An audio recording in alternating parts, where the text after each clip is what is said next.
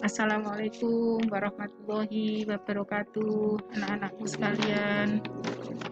Untuk hari ini kita waktunya layanan BK melanjutkan materi meeting pertama yang kemarin. Jadi sekarang meeting yang kedua membahas tentang kecerdasan. Di dalam diri kita kemarin mengingatkan kembali dalam diri individu itu ada 5 kecerdasan yang bisa dikembangkan. Di situ apa saja yang kemarin kita pertama bahas IQ, yang kedua membahas tentang EQ, yang ketiga membahas tentang IQ, yang keempat sekarang meeting yang kedua kita lanjutkan yang keempat yaitu membahas tentang CQ. 1 sampai dengan 3 apa saja yang dimaksud, mohon nanti bisa dibuka kembali videonya. Terus kita lanjutkan sekarang yang keempat yang membahas tentang CQ. Apa yang dimaksud dengan CQ atau yang dimaksud creativity quotient? Apa di situ? Creativity atau kreativitas adalah potensi seseorang untuk memunculkan sesuatu yang merupakan penemuan-penemuan baru dalam bidang ilmu dan teknologi serta semua bidang dalam usaha lainnya. Itu yang dimaksud dengan CQ definisinya. Berikutnya,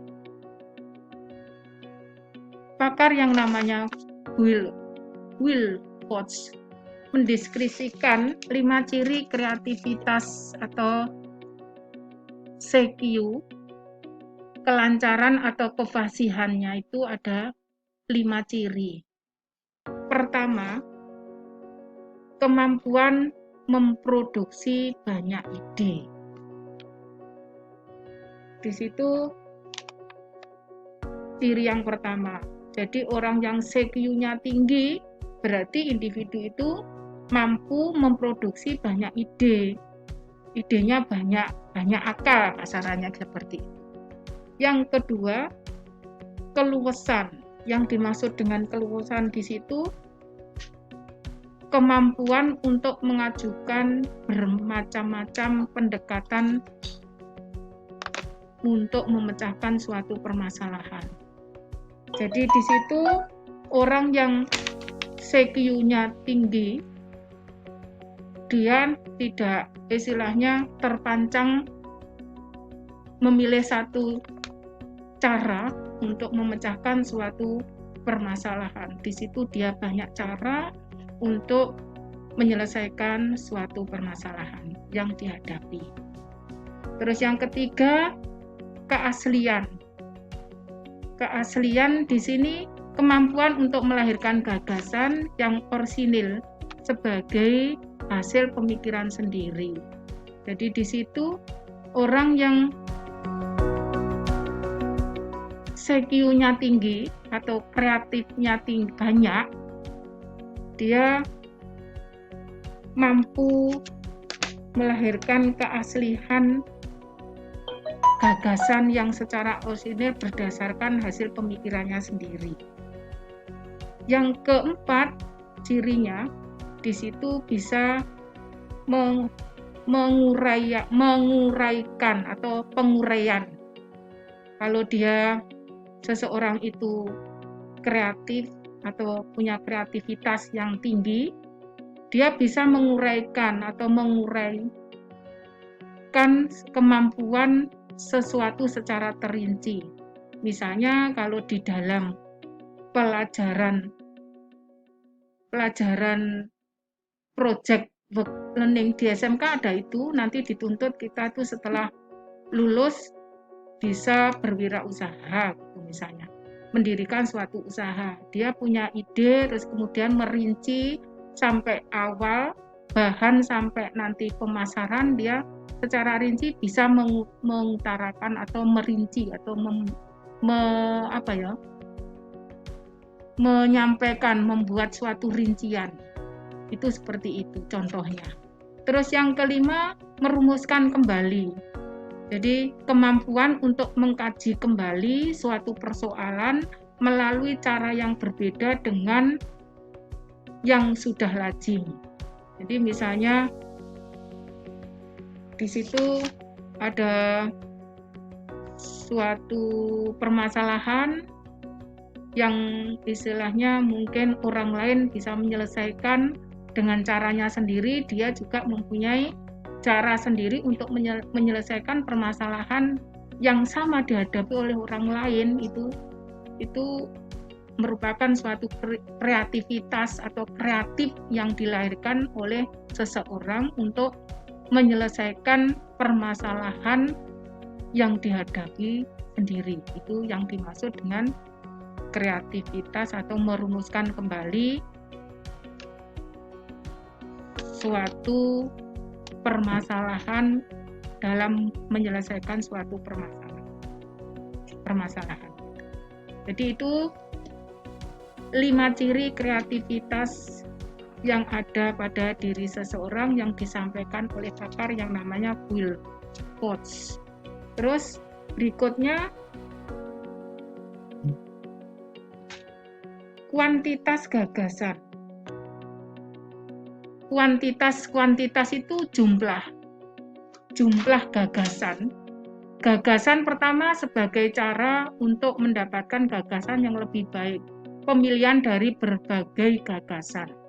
Jadi kuantitas jumlah gagasan yang pertama itu agar lebih baik kualitasnya, kita harus berani mencoba sampai dengan mendapatkan suatu gagasan yang terbaik. Terus yang kedua,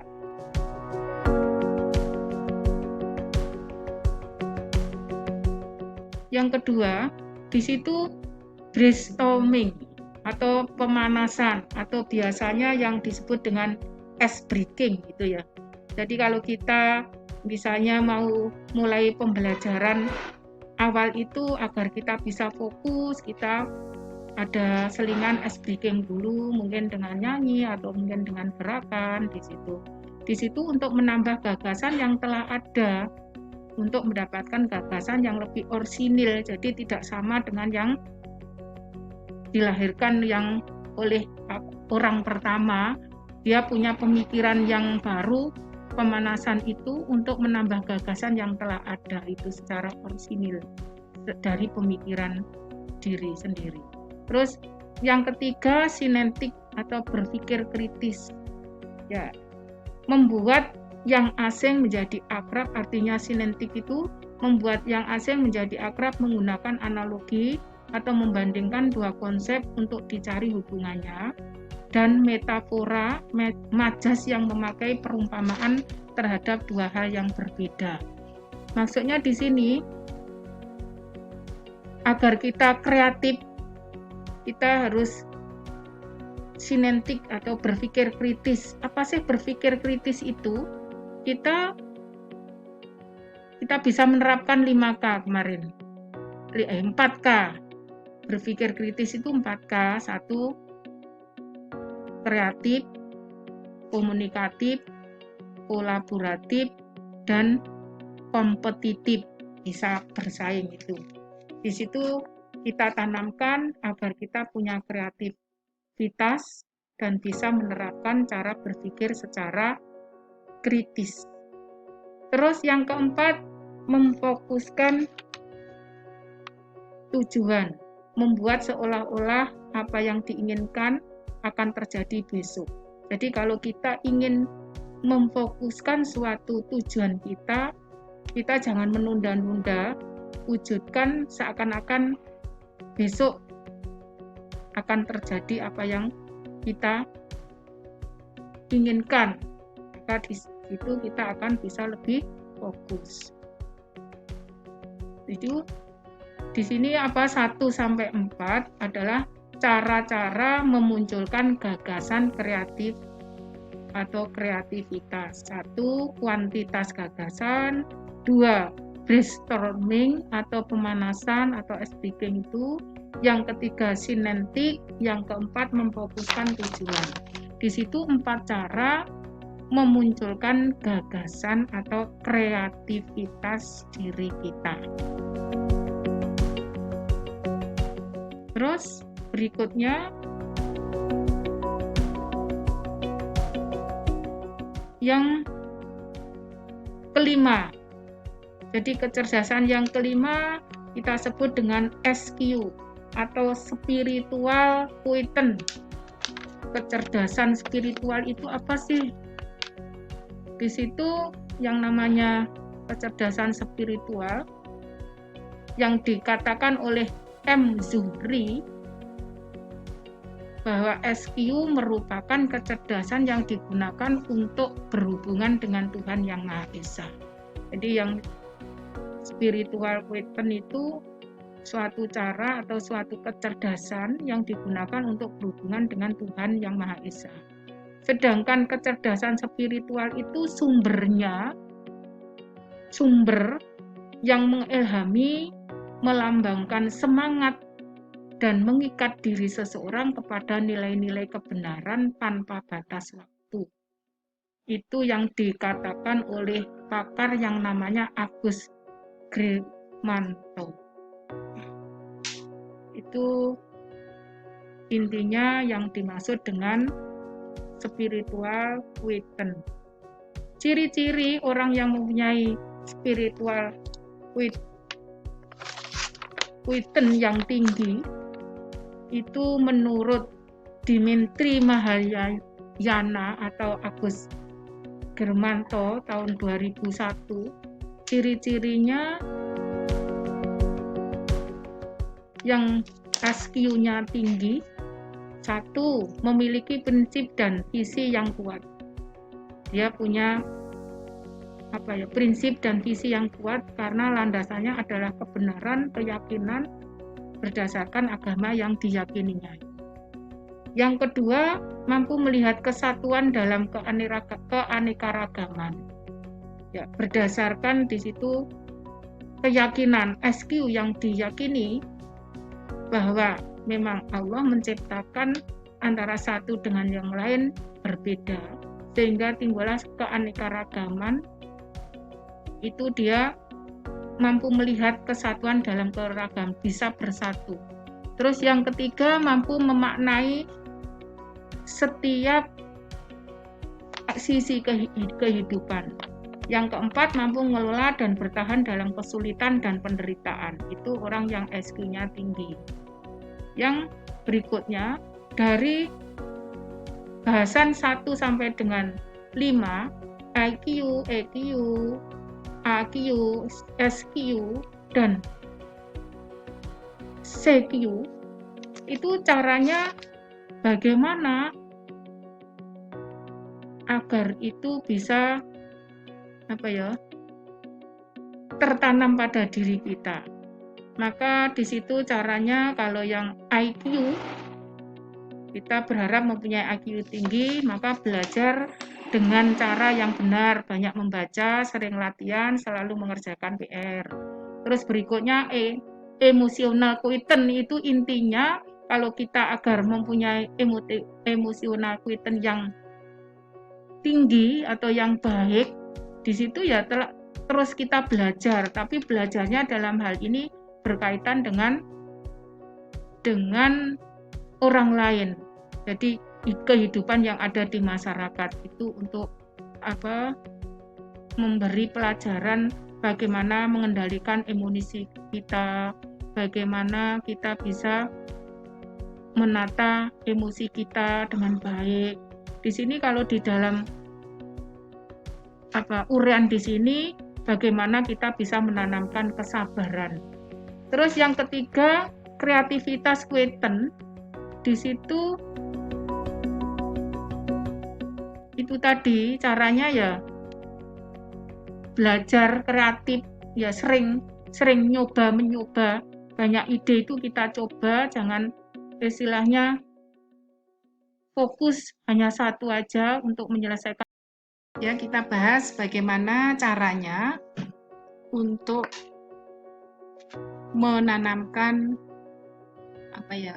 kecerdasan itu pada diri kita secara baik, atau kita mempunyai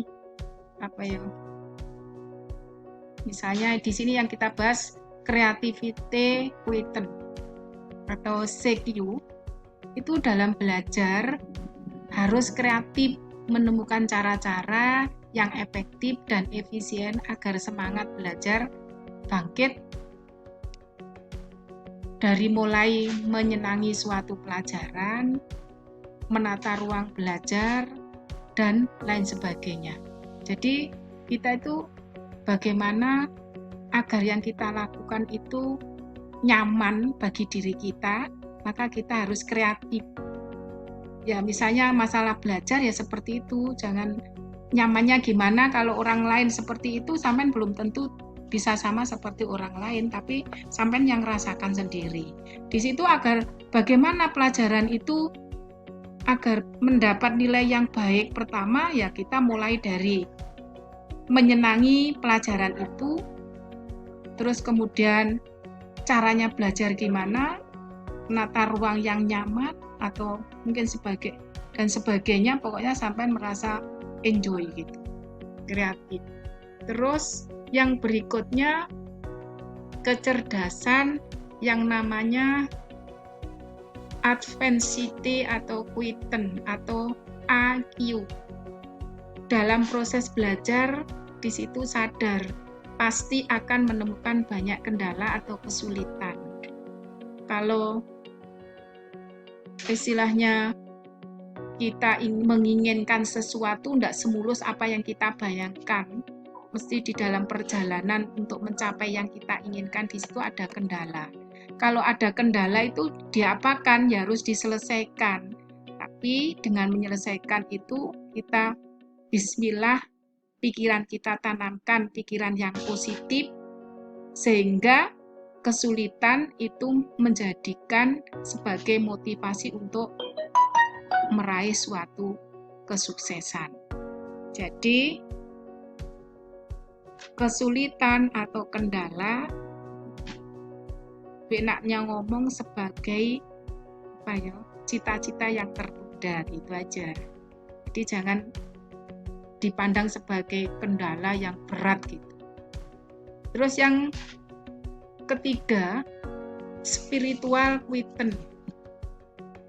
Maka segala sesuatu yang mau kita kerjakan selalu kita berdoa bismillah, mungkin gimana menurut keyakinan masing-masing.